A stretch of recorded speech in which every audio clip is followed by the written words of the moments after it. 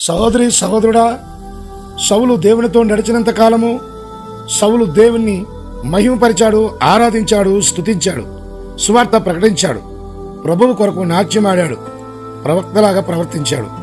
ఎప్పుడైతే దావీదుని విసుపచూపు చూడడం ప్రారంభించాడో అప్పటి నుంచి దేవుని ఆత్మ సౌలును విడిచిపెట్టి యెహోవా దగ్గర నుండి దురాత్మ ఒకటి సౌలు మీదకి వచ్చి అతన్ని వెరపించింది. వెరపించడం అంటే ఏంటి?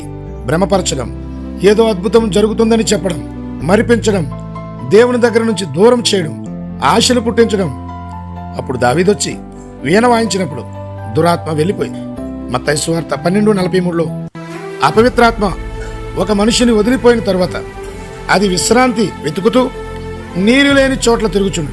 విశ్రాంతి దొరకనందున నేను వదిలి వచ్చిన నా ఇంటికి తిరిగి వెళ్ళదని అనుకుని వచ్చి ఆ ఇంట ఎవరూ లేక అది ఊడ్చి అమర్చి ఉన్నట్టు చూచి వెళ్ళి తనకంటే చెడ్డవైన మరి 7 దెయ్యములను వెంటబెట్టుకొని వచ్చును. అవి దానిలో ప్రవేశించి అక్కడే కాపురం ఉండను. అందుచేత ఆ మనిషి కడపటి స్థితి మొదటి స్థితి కంటే చెడ్డదగును.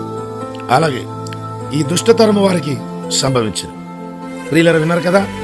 కాబట్టి అప్పుడున్న ప్రేమ, అప్పుడున్న ఆప్యాయత, అప్పుడున్న అనురాగము, అప్పుడున్న ప్రవచనాత్మ, అప్పుడున్న దీన మనస్సు, అప్పుడున్న వివేకము, అప్పుడున్న సాత్వికము, అప్పుడున్న వినయ మనస్సు, అప్పుడున్న తగ్గింపు, అప్పుడున్న దీనత్వము, అప్పుడున్నటువంటి ప్రేమ ఏమైంది? ఇప్పుడు నీవు పూర్తిగా దురాత్మ వశములో ఉన్నావు. దురాత్మలో నువ్వు బ్రతుకుచున్నావు.